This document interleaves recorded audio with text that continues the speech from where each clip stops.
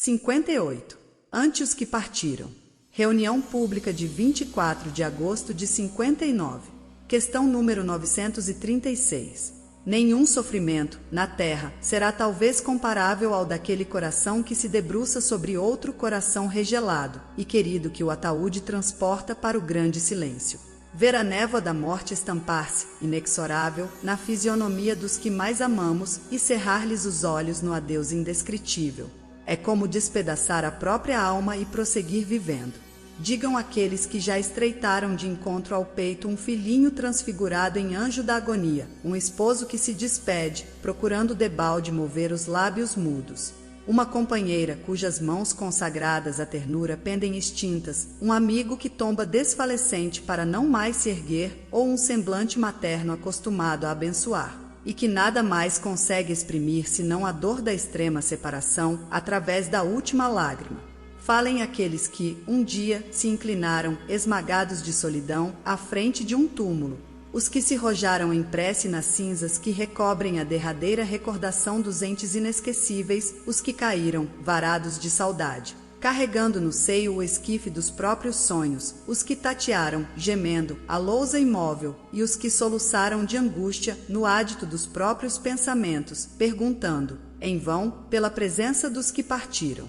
Todavia, quando semelhante provação te bata à porta, reprime o desespero e dilui a corrente da mágoa na fonte viva da oração, porque os chamados mortos são apenas ausentes e as gotas de teu pranto lhes fustigam a alma como chuva de fel. Também eles pensam e lutam, sentem e choram. Atravessam a faixa do sepulcro como quem se desvencilha da noite, mas, na madrugada do novo dia, inquietam-se pelos que ficaram. Ouvem-lhes os gritos e as súplicas, na onda mental que rompe a barreira da grande sombra e tremem cada vez que os laços afetivos da retaguarda se rendem à inconformação ou se voltam para o suicídio.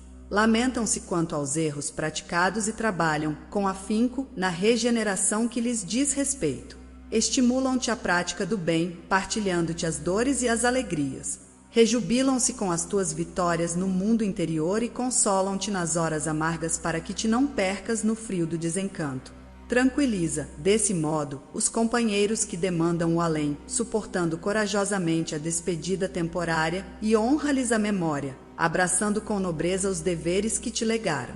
Recorda que, em futuro mais próximo que imaginas, respirarás entre eles, comungando-lhes as necessidades e os problemas, porquanto terminarás também a própria viagem no mar das provas redentoras. E vencendo para sempre o terror da morte, não nos será lícito esquecer que Jesus, o nosso divino mestre e herói do túmulo vazio, nasceu em noite escura, viveu entre os infortúnios da terra e expirou na cruz, em tarde pardacenta, sobre o monte empedrado, mas ressuscitou aos cânticos da manhã, no fulgor de um jardim.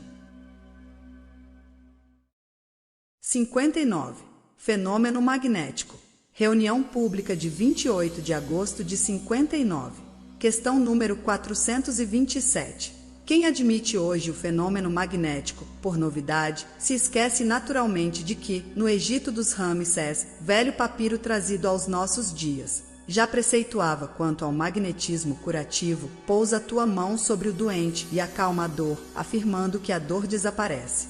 Séculos transcorreram, até que ele adquirisse extensa popularidade com as demonstrações de Franz Mesmer e tímido atravessasse o pórtico da experimentação científica com marcantes personalidades, as quais James Brady e Durand de Grossa, Charcot e Illiabolta.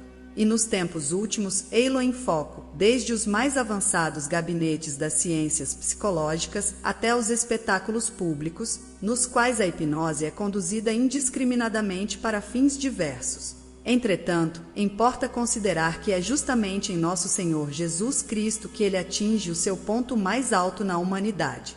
Todavia, não se vale dele o Senhor para alardear os poderes que lhe exornam o espírito.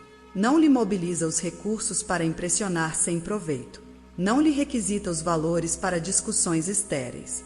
Não lhe concentra as possibilidades para a defesa de si próprio. Jesus é o amor divino alongando os braços à angústia humana. Estende a mão, e cegos veem, e paralíticos se levantam, e feridentos se alimpam e obsidiados se recuperam. Fita Madalena em casa de Simão e dá-lhe forças para que se liberte das entidades sombrias que a subjugam. Contempla Zaqueu no sicômoro e modifica-lhe as noções da riqueza material, fixa Judas no cenáculo, e o companheiro infeliz foge apressado, incapaz de suportar-lhe a presença. Endereça a Pedro um simples olhar das grades da prisão, e o amigo que o negara pranteia amargamente. Ainda assim, não se detém nos casos particulares. Junto ao povo, tempera cada manifestação com autoridade e doçura, humildade e comando, respeito e compreensão.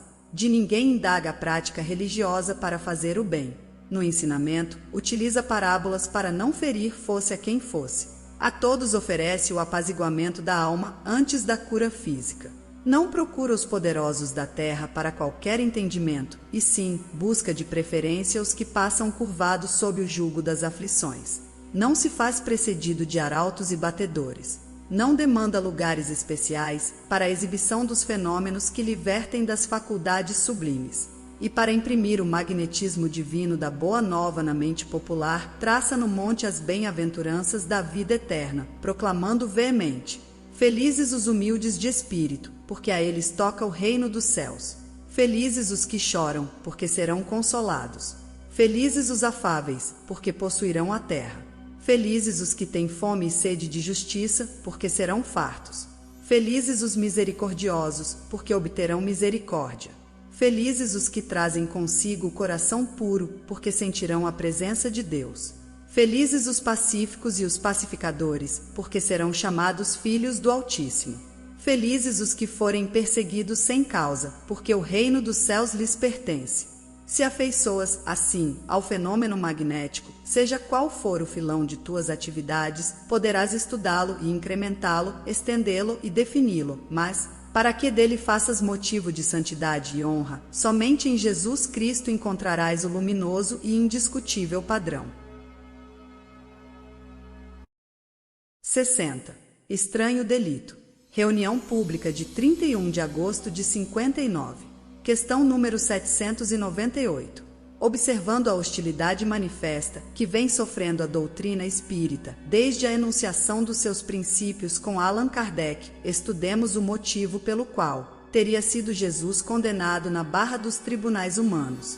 Todos sabemos que Cristo não foi vítima de assassínio vulgar. Não obstante, sem razão foi preso, inquirido, processado, qualificado na posição de réu e condenado à morte pelo mais alto conselho da comunidade a que pertencia. O libelo não permaneceu circunscrito ao âmbito religioso da nação israelita. A sentença foi conduzida a uma ratificação do arbítrio romano, na pessoa de Pilatos, submetida à consideração da autoridade provincial, na presença de Antipas, e em seguida exposta ao veredicto da multidão. Dentre todos os poderes a que foi apresentado, não se tem notícia de voz alguma que se levantasse para defendê-lo. Entretanto, qual teria sido a culpa do mestre nos quadros do seu tempo? Ter-se-ia incompatibilizado com os sacerdotes? Declarava, ele mesmo, que não vinha destruir a lei, mas sim dar-lhe cumprimento. Afrontaria, acaso, os abastados do mundo? Não possuía uma pedra em que repousar a cabeça. Guerrear os políticos dominantes? Ensinava o respeito à legalidade, proclamando que se deve dar a César o que é de César e a Deus o que é de Deus. Porventura, menoscabar o prestígio dos médicos? Valia-se apenas da oração e do magnetismo divino de que se fazia intérprete no socorro aos doentes. Dilapidar o interesse dos comerciantes? Em sua época, qual acontece ainda hoje, o que pratica a beneficência são comparáveis a quem multiplica pães e peixes para auxiliar os famintos. Insultar os filósofos e os pesquisadores do espírito, sequiosos de experiência? Ele mesmo anunciou que todos conheceremos a verdade para que a verdade nos faça livres.